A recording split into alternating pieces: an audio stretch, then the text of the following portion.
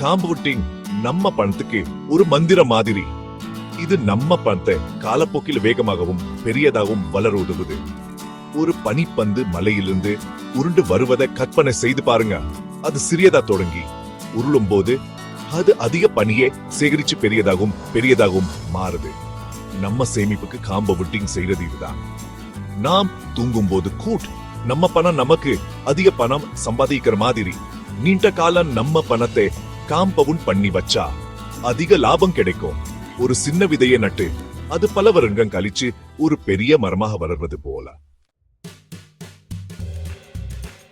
சதுரங்கம் விளையாடுறதே ரொம்ப விரும்ப ஒரு ராஜாவை பத்தின கதையை பார்க்கலாம். சதுரங்க ஆட்டத்துல வெற்றி பெற்ற ஒரு புத்திசாலி பெண்ணை பார்த்து அவர் ரொம்ப இம்ப்ரெஸ்ட் ஆயிட்டாரு. அவங்களுக்கு ஒரு பரிசு தரேன்னு சொல்றாரு. அவங்களுக்கு ஒரு சாய்ஸ் தட்டாரு. இன்னைக்கு ஒரு பச்சரிசி எடுத்துக்கோ, இல்லன்னா ஒரு மாசம் தினமும் இரட்டிப்பு அரிசி எடுத்துக்கோன்னு சொல்றாரு. அந்த பெண் ரொம்ப புத்திசாலி. அவங்க தினமும் இரட்டிப்பு அரிசியை தேர்ந்தெடுக்கிறாங்க.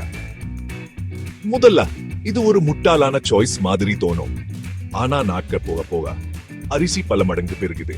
மாத கடைசியில் அந்த பெண்ணிட்ட யாரும் கற்பனை செய்து பார்க்க முடியாத அளவுக்கு மலையா அரிசி குவிஞ்சிடுது.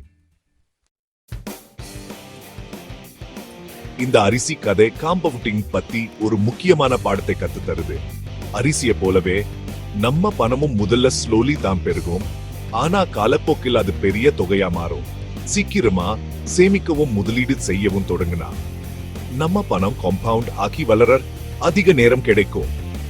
சின்ன தொகையா சேமிச்சாலும் நீண்ட காலத்துல ஒரு பெரிய மாற்றத்தை ஏற்படுத்தும்.